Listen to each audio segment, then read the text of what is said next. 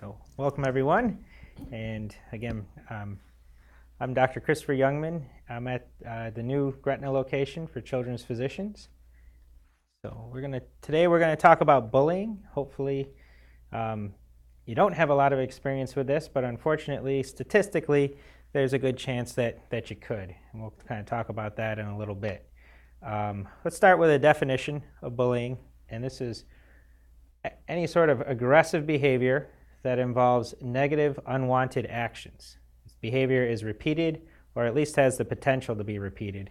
And most importantly, there's an imbalance of power. And this is important to think about when you start to get involved with bullying, is this power issue. And so this is not only potentially to be physical power difference, it could also be social power, or even in adult-child type of interactions as well. So this is a key point to the definition of bullying. Types of bullying. We have verbal, which includes teasing, name-calling, taunting, inappropriate sexual comments, threatening to cause harm. Social, this is leaving someone out on purpose, telling other children not to be friends with someone, spreading rumors, embarrassing someone in public. And then more traditionally, when most of us think of bullying, we think of the physical, which involves hitting, kicking, punching, tripping, pushing, spitting, taking or breaking someone's things, making rude or mean hand gestures. And of course, then there's cyberbullying, which is kind of more of a combination of the verbal and social aspects of things. So, interestingly enough, when you look into the statistics on bullying, there's a wide range of data out there. Kind of more conservative numbers I found show a 20% to 28%. So that's a 1 in 5 to 1 in 4 children in school ages experience bullying at some point. Some of the statistics can be as high as 77%, so there's a lot of varying. One of the issues with trying to gather statistics on a topic like this is reporting. Of course, not all bullying is reported. Where and when does bullying happen? So most of the reported bullying is going to happen inside the school building. But it will also occur on the playground, on the bus, traveling to or from school, in the neighborhood, or on the internet. Your traditional bullying is going to occur either outside of school or during school. But the difference between traditional bullying and cyberbullying is that cyberbullying may happen 24 hours a day. And one of the most difficult things about a child that's being cyberbullied is they feel they can't get away. There is no escape. And that's very difficult to deal with for most children. Children can play different roles when it comes to bullying. And one of the things we want to think about is trying not to label a child as a bully or a victim, because that gives some indication that that's a behavior that cannot change. And it doesn't really reflect the fact that at sometimes a child may be actively bullying someone, or they may be a bystander, they may be reinforcing it. They could also be a victim as well. And so children may play different roles throughout their life or situations. So when we think about the bully, let's refer to the child that bullied. The victim, be more appropriate to say that it was the child that was bullied. There's also children that assist, children that reinforce, you have outsiders, and children that defend. So these are kind of different roles that children may play when it comes to bullying. Risk factors. So the children at risk of being bullied, they may be perceived as being different than their peers. Possibly, they may be perceived as being weak or unable to defend themselves. They may also have issues with depression, anxiety, or low self-esteem. They may be less popular or have few friends, and they may also not get along well with others.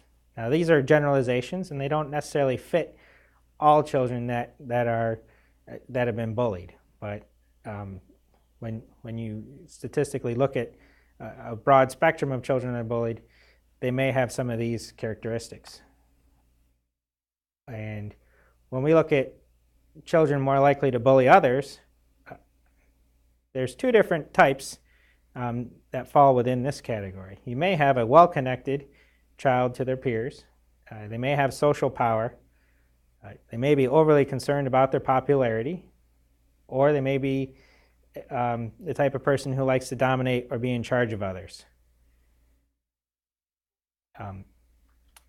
The other type may be isolated from their peers, depressed or anxious, have a low self-esteem, be less involved, easily pressured by peers, or not able to identify with others' feelings. And so some of these characteristics may look similar to the characteristics found in children that are potentially victims, or no, I shouldn't say victims, as I asked you not to, but children that are potentially bullied by others. So other risk factors for children more likely to bully others are they are aggressive or easily frustrated, have less parental involvement or more issues at home. They might possibly think badly of others, have a difficulty following rules, view violence in a positive light, or they may have friends that bully others. And so again, this kind of goes back to the fact that they may have different roles at different times. The adverse effects of bullying. For the child that's bullied, they may be physically injured by this, and that is the physical bullying, but they also may develop health complaints. And these are typically more generalized health complaints or somatic health complaints that we would call them, such as headaches, abdominal pain, fatigue, feeling tired, and just generally not feeling well without having a specific reason for it. They may also have difficulty concentrating on their studies. Unfortunately, they're more likely to miss or skip school, and of course, that leads to a higher rate of dropout. Well, that's okay. They may also develop poor self-esteem, depression, and anxiety. And it can also lead to violent outbursts. And some of the recent research, when looking at incidents like the Columbine tragedy, you found that some of the people involved had been on the receiving end of bullying earlier in their student career. So when we look at children that bully others, in the short term, they may feel more powerful or effective. And negatively, they have an increase in fights. They may vandalize vandalize property and drop out of school as well, and engage in early sexual activity. And statistically, looking at children that bully others by age 30, they're more likely to be incarcerated. They're more likely to have traffic violations. They're less likely to be employed. They're less likely to be married or in a stable adult relationship. And they're more likely to be abusive towards their spouse, children, and partners.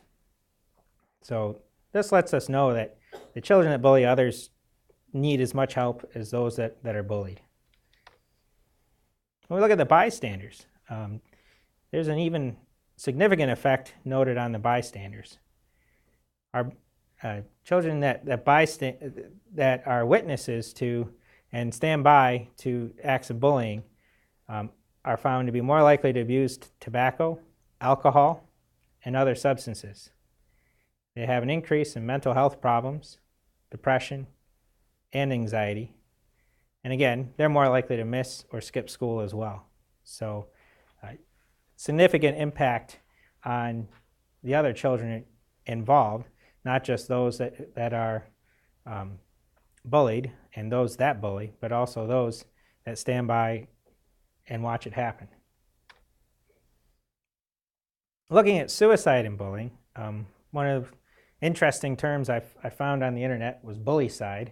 And when you actually look at statistics, we do know that children who are bullied are at risk of suicide, but the bullying alone does not increase the risk. So there's many factors involved with suicide risk, including depression, problems at home, prior trauma. And what we think is that children that are bullied, it increases their feelings of being unsupported by their family, peers, and schools. And so this is the aspect which we feel that the suicide and bullying may be somewhat linked. Looking at warning signs as a parent of your child maybe possibly being bullied, you're going to have your damaged or missing clothing or belongings. They may also come home with physical injuries that are not easily explainable or don't seem to match up with what the story is. You may have a long or illogical route home from school. You may also have a reduced interest in school, have few friends, start avoiding school, and again, start developing those vague physical complaints we spoke of earlier, and have a reduced appetite. So these can be some of the warning signs to see in a child that's being bullied at school. How should we respond to bullying? Well, first off, as adults, we need to stop it on the spot. If you're a witness to it, it needs to be intervened immediately, not something to allow to go on or to see if the children can work it out on their own. So if you witness bullying at any point, intervene right away, separate the children involved, ensure safety. So if one of the child is injured, obviously get them to the medical help that they may need. Stay calm, reassure the bystanders, and very importantly is to model respectful behavior. Next step would be find out what happened. So it's very important to get the facts and determine, is the act actually bullying? So again, we need to go back to that definition and think about, is this unwanted, aggressive acts? Is there a potential, or has it been repeated? And also, looking very importantly, is there that imbalance of power? And that's when we want to call it bullying. What can you do? For the child who was bullied, we want to support them. We want to listen and focus in on the child. We want to know that they may also have difficulty talking about it, and we need to consider referring them to a counselor, whether it be a school counselor or a counselor in another setting as well. We need to give them advice about what to do, and I'll get to this on another slide. And also, very importantly, we need to work together to help resolve the situation and protect the child. It's very important to work with the authorities, whether it be the school or police or whatever the situation entails, and show a unified front for this. And we need to be persistent, and we also have to realize that just because we intervened at this time, that it may be continuing on, so we need to follow up with the individual to see how they're doing. When we address the bullying behavior, it's very important that we have the child know what the problem behavior is. As I said earlier, some of these children may not really understand that this is problem behavior. So getting them to understand what behaviors they're doing is a problem is important. We need to show that bullying is taken seriously and that this isn't something to be laughed off by the adults or minimalized or trivialized. So we need to let them know that this is an important and a behavior that's not appropriate. And as I said earlier, many of these children that bully others, they have their own separate issues going on, and we need to find out why they're bullying others. And so this may be a very important intervention at that point to really help those individuals and hopefully reduce the chance of them having issues that we talked about earlier. We want to use consequences to teach and involve them in making amends to those who were bullied. And of course, following up, making sure that these behaviors aren't continued on and that they continue to understand what's appropriate behavior and what's inappropriate behavior. We also need to support those bystanders, because again, the bystanders are affected by this. So we really want to make sure that they're okay. We want to talk with those that have witnessed the events and let them know that that behavior is not okay and that it's going to be addressed. We also want to encourage them not to provide an audience for bullying and support their peers. So sometimes just providing an audience for a bully is what they're looking for. And so if we can encourage the bystanders that that's not a behavior or acts that they're interested in, then that may discourage the bully from continuing some of those behaviors. So the strategies for those that are bullied. We want to teach them how to say no in confidence. Having confidence is very important because that helps reduce that power imbalance. For some individuals, it may be appropriate for them to learn how to kind of laugh things off and downplay the situation. And that may be an appropriate strategy for some people as well. It's very important that they know to walk away and tell a trusted adult. Good for them too to also stay away from where bullying happens. So if it happens, behind the dumpster at the school grounds, don't go behind the dumpster at the school grounds. If their route home goes by an individual's house or through an area that's not well supervised, then it may be appropriate for them to walk a different route home. It's important for them to stay near adults and other trusted children so that they're not in situations in which they can be around the bullying type of behaviors without being in a safe environment. It's also important to not fight back. It's important to teach them not to fight back because, again, that doesn't model the appropriate behavior. So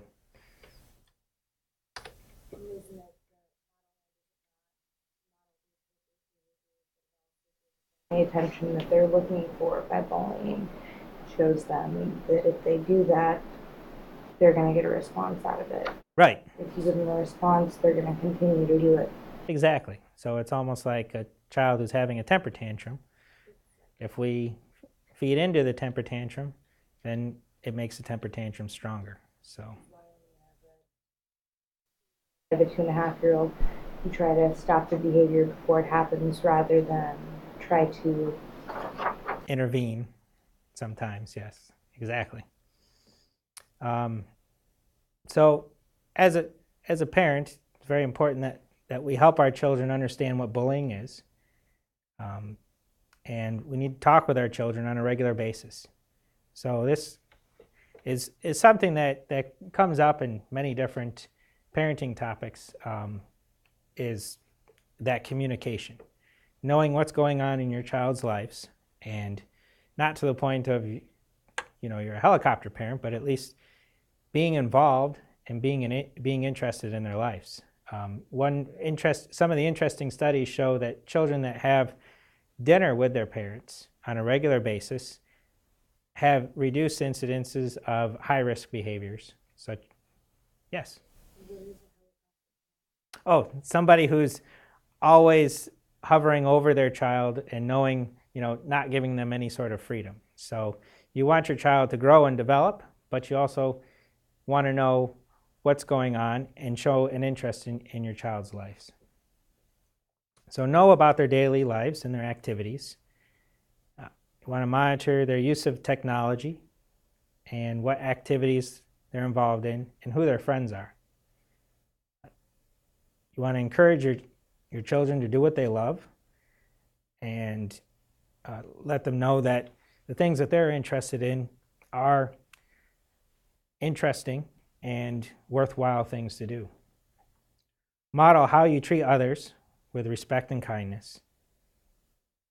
And again, we need to work with the school and parents and try not to work against one another, because this can sometimes give mixed messages to the children that if the parents and schools aren't aligned, then the children don't have to be aligned as well on what behaviors are appropriate.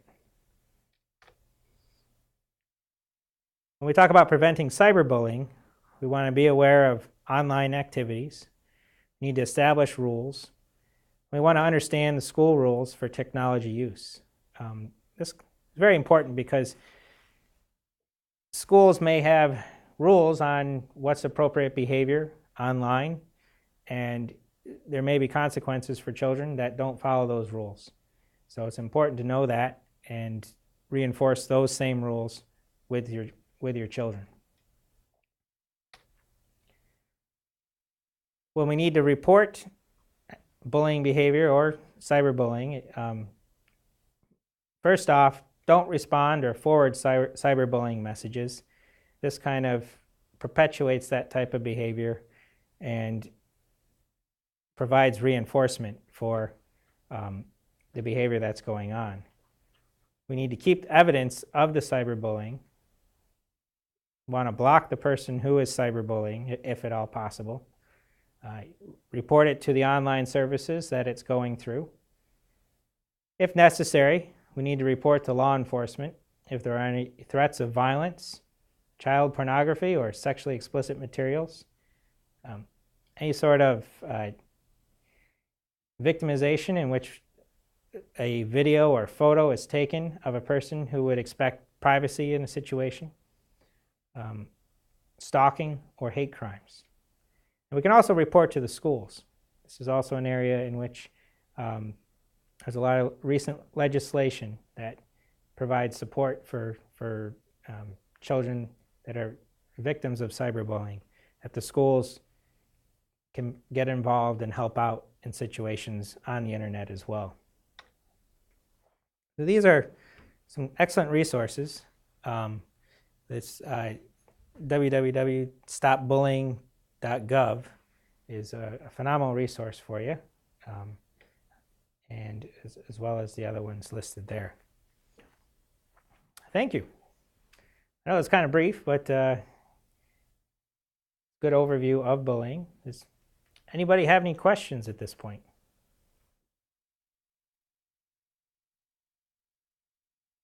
Yes. Would you say to apply these same things even to a child who is not of school age?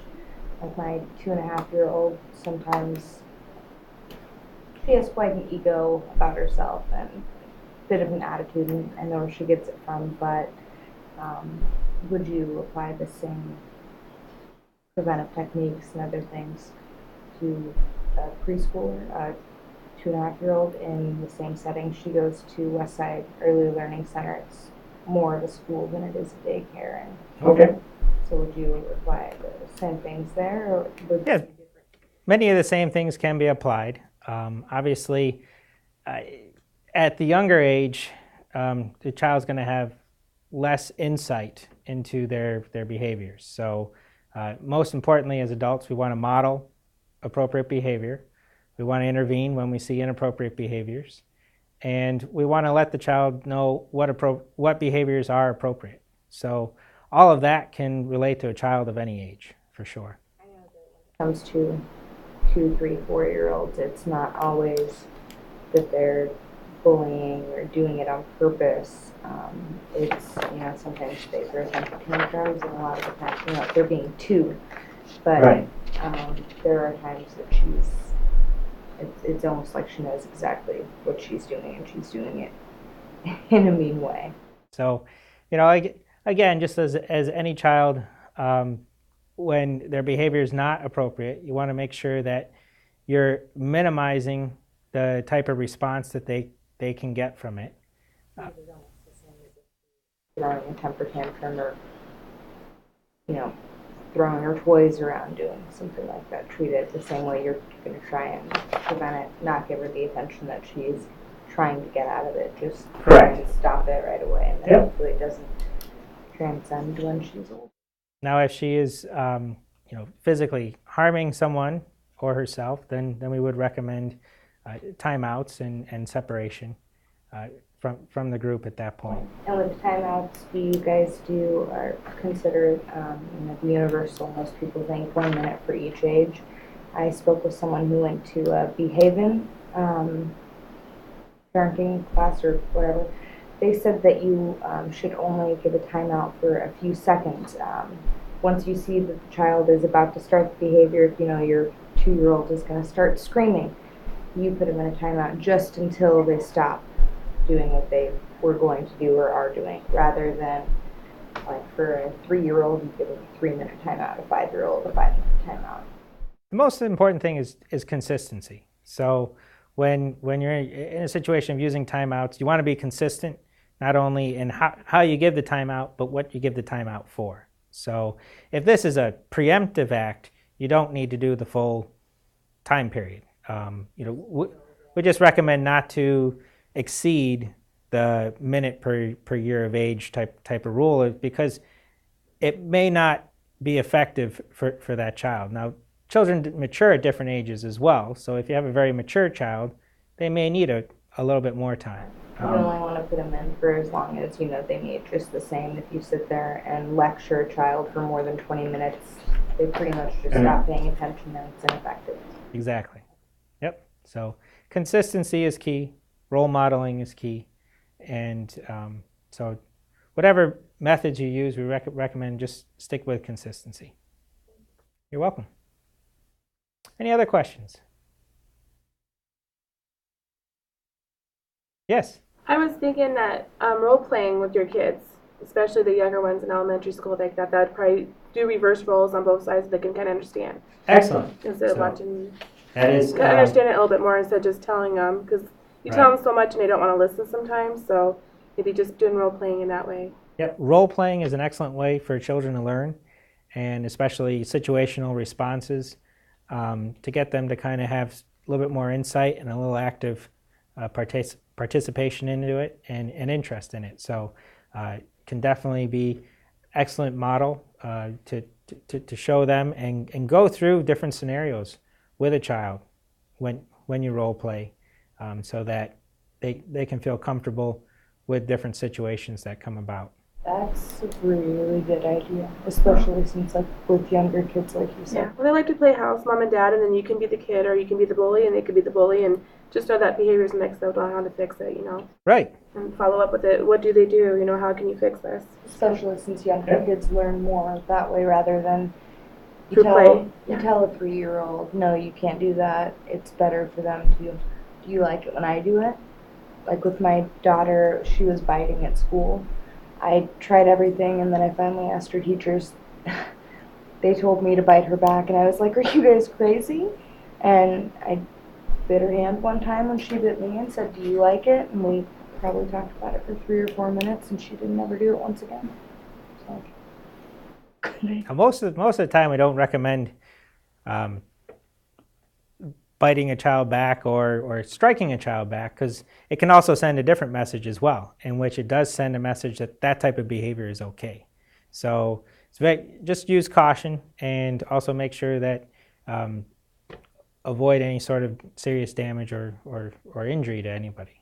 So, but I would try to encourage you not to bite a child back, and most children will learn or understand that there are some children where more extreme, and some people have found certain methods work some of the times, but for the majority of children, would recommend not to model any sort of negative behavior you don't want to see them use. other than that one situation with the fighting, it doesn't even work with my daughter. She sits there and she'll smack me, hit me, and I smack her hand. She'll either stare at me for a couple of minutes and then start bawling, literally after 2 or 3 minutes when it doesn't even hurt anymore, or she'll think I'm playing and do it back. Right. So just try to stick with more positive type of role modeling to help with that. Are there any other questions?